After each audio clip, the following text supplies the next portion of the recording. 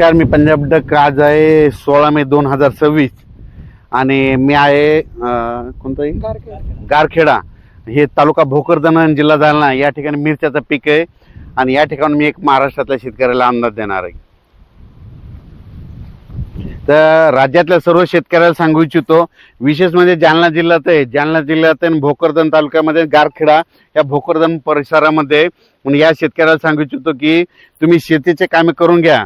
कारण की राज्यात उद्या 17 तारखेला अंदमान बेटाव मान्सून दस्तक देणार आहे. अंदमान बेटावचं मान्सून 17 तारखेला दस्तक दिली तर 10 दिवसमध्ये केरळला यायला लागतात. म्हणजे केरळला कधी येईल? 26-27 मेच्या दरम्यान केरळला मान्सून येणार. मग तिथून काय होतं, 5 ते 6 दिवसामध्ये महाराष्ट्रात येणार आहे. म्हणून शेतकऱ्यांनी शेतीचे कामे सर्वप्रथम करून घ्यावी. खास करून हे आपण भोकरदनमध्ये जालना जिल्हा आहेत, म्हणून या जालना जिल्ह्यात तिकडं आल्याच्या नंतर सगळीकडे असेच राहणार आहेत. म्हणून ह्या शेतकऱ्याला सांगू इच्छितो की तुम्ही शेतीचे कामे आठवा. कारण की तुमच्याकडं 28 आणि 29 तारखेला मान्सून पूर्व अवकाळी पाऊस येणार आहे आणि ह्या ज्या मिरच्या लावल्या त्यांच्यासाठी जीवदान ठरणार आहे. आणि तुम्हाला सांगतो, हे जे वारं चालू आहे ना राज्यामध्ये, आता हे जे वारं असं इतकं जोरात सुरू आहे, 22 तारखेपर्यंत असंच वारं राहणार आहे चालू. 23 तारखेच्या नंतर हे वारं बंद होणार आहे. म्हणून हा राज्यातल्या सर्व शेतकऱ्यांनी लक्षात घ्यायचा. राज्यातल्या सर्व शेतकऱ्याला सांगू इच्छितो की तुम्ही काय करा, शेतीचे कामे करून घ्या. मान्सून उद्या म्हणजे 17 तारखेला म्हणजे उद्या सकाळी पहाटे सकाळी अंदमान बेटाव मान्सून दस्तक देणार आहे. मग अंदमान बेटाव मान्सून दस्तक दिल्याच्या नंतर कंप्लीट 10 दिवसाला तो केरळला येतो. मग केरळला आल्याच्या नंतर 5 ते 7 दिवसामध्ये त्याला महाराष्ट्रामध्ये यायला लागतं. केरळला जर 3 दिवस सारखा पाऊस पडला तर तिथं मान्सून आला जाहीर केलं जातं. म्हणून तुम्हाला एक सांगू इच्छितो की शेतकऱ्याला सांगू इच्छितो की तुम्ही काय करा, शेतीचे कामे अगोदर आटपून घ्या. कारण की राज्यात उद्याच्याला म्हणजे 17 मेला मान्सून अंदमान बेटात दस्तक देणार आहे. आणि 2026ला यावर्षी सुरुवातीला थोडाफार पाऊस कमी राहील, जेमतेम राहील, पण यावर्षी पिकाला खूप चांगला पाऊस राहणार आहे. या ज्या वर्षी सुरुवातीला पाऊस कमी पडतो ना, त्या वर्षी मात्र परतीचा पाऊस खूप पडतो. म्हणून ही सर्वप्रथम शेतकऱ्यांनी अंदाज लक्षात घ्यायचा. बऱ्याच शेतकऱ्याचे फोन आलेत की आता हे वारं चालू आहे, हे वारं कधी बंद होणार आहे. तर सांगायचं झालं तर परत एकदा सांगतो की हे वारं जवळपास 22 तारखेपर्यंत असं चालू राहणार आहे. 23च्या नंतर हे वारं बंद होणार आहे. म्हणून हा अंदाज शेतकऱ्यांनी लक्षात घ्यायचा. 23च्या नंतर देखील तुम्हाला सांगू इच्छितो, राज्यामध्ये म्हणजे ह्या मेच्या शेवटच्या आठवड्यात मान्सून पूर्व अवकाळी पाऊस बरसणार आहे. पण हे सगळ्या महाराष्ट्रात पडणार नाही. फक्त मान्सून पूर्व पाऊस कुठं बरसणार जास्त तुम्हाला सांगतो, सांगली जिल्हा, कोल्हापूर जिल्हा, सोलापूर जिल्हा, सातारा जिल्हा, घाटमाता, कोकण, पुणे, त्याच्यानंतर अहिल्यानगर, बीड जिल्हा, धाराशिव जिल्हा, हे लातूर जिल्हा, ह्या पट्ट्यामध्ये मात्र मान्सून पूर्व पाऊस बरसणार आहे. म्हणून हे अंदाज सर्व शेतकऱ्यांनी लक्षात घ्यायचा.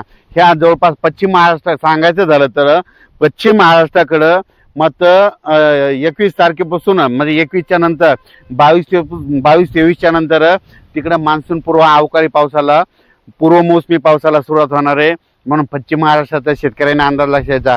पण विदर्भ आणि मराठवाडा आणि इकडं उत्तर महाराष्ट्र या भागाकडं मात्र हे अवकाळी जास्त येणार नाही. मग या इकडं विदर्भ मराठवाड्यात कधी येणार तर तुम्हाला सांगू इच्छितो, 27, 28, 29च्या दरम्यान म्हणजे मेच्या शेवटच्या आठवड्याच्या टायमाला मग मान्सून पूर्व पाऊस येईल. म्हणून हे अंदाज सर्व शेतकऱ्यांनी लक्षात घ्यायचा. तुम्हाला सांगू इच्छितो, सध्या देखील आज देखील म्हणजे सातारा जिल्ह्याकडे देखील, सांगलीकडं, त्याच्यानंतर कोल्हापूरकडं, त्याच्यानंतर कोकणपट्टी, पुणे ह्या परिसरात देखील आज पाऊस पडणार आहे. म्हणून हा अंदाज देखील त्या पट्ट्यातल्या शेतकऱ्यांनी लक्षात घ्यायचा. पण सध्या तरी मान्सून पूर्व पाऊस तुम्हाला एक सांगू इच्छितो, पश्चिम महाराष्ट्राकडे त्याचं स्वरूप जास्त राहणार आहे. आणि ज्यांचा ऊस, त्या शेतकऱ्याचे मला फोन आले, काही शेतकरी म्हणतात आम्हाला ऊस लागवड करायची, कधी करा. तर त्या पश्चिम महाराष्ट्राचे जे शेतकरी येतं कोल्हापूरचे, त्यांना ऊस लागवड करण्यासाठी सांगू इच्छितो की तुम्ही काय करा, म्हणजे 20, 21, 22, 23 तारखेपर्यंत तुमच्या सऱ्या हे ओढून रेडी करून ठेवा. कारण की त्याच्यानंतर मेच्या शेवटच्या आठवड्यात मात्र पश्चिम महाराष्ट्राकडे चांगल्या स्वरूपाचा पूर्वमोसमी पाऊस बरसणार आहे. म्हणून अंदाज लक्षात घ्यायचा.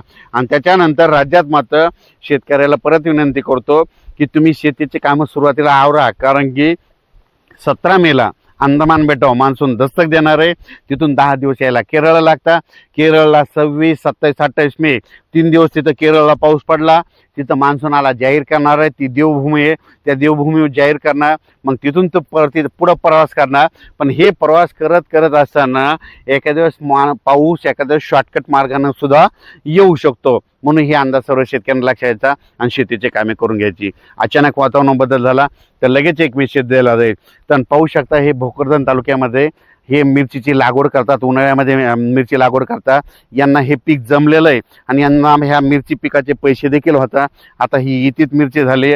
संपूर्ण भोकरदन तालुका सोयगाव सगळीकडेच ही मिरचीची लागवड करतात आणि हे मल्चिंगवर करतात. त्यांना पैसे खूप होतात. माझं तर म्हणणं आहे, ज्यांना जे जमतं त्यांना ते करायचं. म्हणजे निसर्ग म्हणतं पाऊस जास्त तर पावसावर येणारी पिकं करा, निसर्ग म्हणतं थंडी जास्त तर थंडीवर येणारी पिकं करा, पण निसर्गाच्या विरोधात जाऊन शेती करू नये. धन्यवाद.